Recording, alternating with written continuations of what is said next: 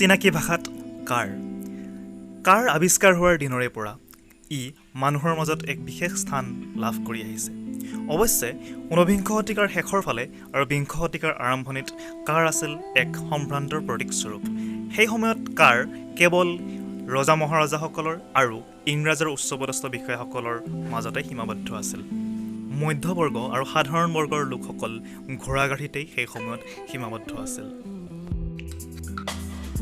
বিংশ শতিকাৰ আৰম্ভণিতেই ভাৰতত প্ৰৱেশ কৰা মটৰগাড়ী আমাৰ চিনাকি ভাষাত কাৰে ভাৰতীয় বহুতৰে মনত বিশেষভাৱে প্ৰভাৱ বিস্তাৰ কৰিছিল। ইয়াৰ ভিতৰত বাৰুকৈয়ে আকৰ্ষিত কৰিছিল পণ্ডিত জৱাহৰলাল নেহৰু, নেতাজী সুভাষ চন্দ্ৰ বসু আদি। লাহে লাহে ভাৰতীয় বজাৰত কাৰৰ ডিমাণ্ড বাঢ়িবলৈ আৰম্ভ কৰিলে। ৰলছ ৰয়েলছ, ফৰ্ড আদিৰ দৰে কোম্পানীসমূহে ভাৰতত তেওঁলোকৰ বিক্ৰী কেন্দ্ৰ অৰ্থাৎ শ্ব'ৰুম স্থাপন কৰিবলৈ আৰম্ভ কৰিলে, যাৰ ফলত ভাৰতীয় বজাৰত কাৰ অধিক উপলব্ধ হ'বলৈ ধৰিলে। কিন্তু তেতিয়ালৈকে মধ্যবিত্ত আৰু সাধাৰণ বৰ্গৰ মানুহসকলৰ বাবে কাৰ এটা সপোন হৈয়ে ৰৈ গৈছিল। বজাৰত যথেষ্ট কাৰ উপলব্ধ হৈছিল যদিও সেয়া সম্ভৱ আছিল সমাজৰ উচ্চ বৰ্গৰ লোকসকলৰ বাবেহে। সময়ৰ সোঁতত কাৰৰ ক্ৰমবিকাশ হ'ল।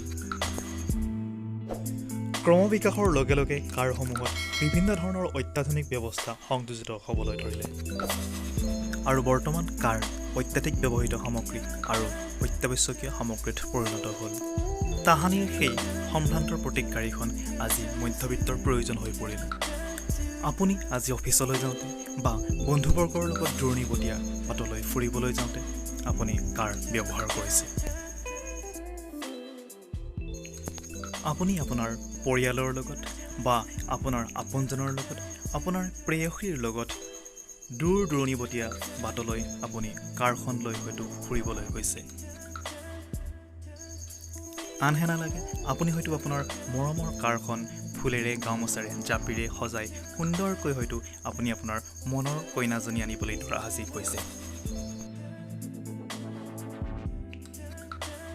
সাধাৰণ হেটচবেকখনৰ পৰা আৰম্ভ কৰি ছুপাৰ কাৰলৈকে, প্ৰিমিয়াম কাৰলৈকে বিভিন্ন কোম্পানীয়ে ভাৰতত তথা গোটেই বিশ্বতে প্ৰতিদিনে লাখ লাখ গাড়ী নিৰ্মাণ কৰি আছে। প্ৰতিদিনে গ্ৰাহকে লাখ লাখ গাড়ী কিনি আছে। কিন্তু আপুনি ভাবিছেনে এই গাড়ীখন, এই কাৰখন কেতিয়া আৱিষ্কাৰ হৈছিল, কেনেকৈ আৱিষ্কাৰ হৈছিল, ইয়াৰ ক্ৰমবিকাশ কেনেকৈ হৈছিল, ইয়াৰ ইঞ্জিন কেতিয়া আৱিষ্কাৰ হৈছিল? আহকচোন সেই বিষয়ে অলপ আলোচনা কৰোঁ। কাৰৰ জন্ম হয় 1886 চনত জাৰ্মান দেশত। জাৰ্মান উদ্ভাৱক কাৰ্ল বেঞ্জে সাজি উলিওৱা বেঞ্জ মটৰ ৱেগনে কীৰ্তিচত অৰ্থাৎ পেটেণ্ট লাভ কৰে। 1886 চনত বেঞ্জ মটৰ ৱেগনে কীৰ্তিচত অৰ্থাৎ পেটেণ্ট লাভ কৰে যদিও ইয়াৰ বহু আগৰ পৰাই কাৰ উদ্ভাৱনৰ প্ৰচেষ্টা চলি আছে। 1478 চনত বিখ্যাত শিল্পী লিঅ'নাৰ্ডো ভিঞ্চিয়ে প্ৰথমবাৰৰ বাবে এখন গাড়ীৰ মডেল প্ৰস্তুত কৰিছিল।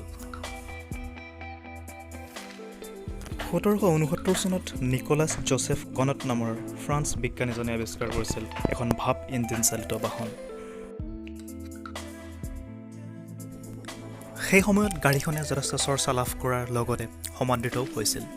কিন্তু গাড়ীখন ভাপ ইঞ্জিন চালিত আৰু ইয়াৰ আকাৰ যথেষ্ট ডাঙৰ হোৱাৰ বাবে ই ঘণ্টাত মাত্ৰ 4 কিলোমিটাৰ বেগতহে চলিব পাৰিছিল।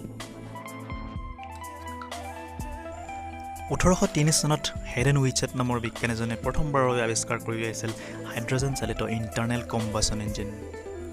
আৰু ইয়াৰ দ্বিতীয় সংস্কৰণটো 1860 চনত সাজি উলিয়াইছিল লেনৰ নামৰ বিজ্ঞানীজনে, আৰু এই ইঞ্জিনটো যথেষ্ট পৰিমাণে কমাৰ্চিয়েলি ছাকচেছফুল বুলি অভিহিত কৰা হৈছিল।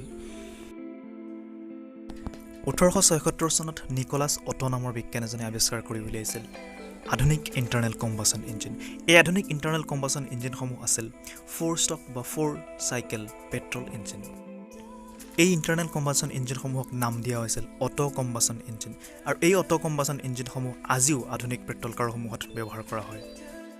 নিকোলাছ অটোৰ এই আৱিষ্কাৰে আধুনিক কাৰ নিৰ্মাণৰ পথ প্ৰশস্ত কৰি তোলে। 1886 চনত কাৰ্ল বেঞ্জে পেটেণ্ট লাভ কৰাৰ পিছত আমেৰিকান কাৰ মেনুফেকচাৰাৰ কোম্পানী ফৰ্ডে পোনপ্ৰথমবাৰৰ বাবে বজাৰত ফৰ্ড মডেল টি নামৰ গাড়ীখন মুকলি কৰি দিয়ে।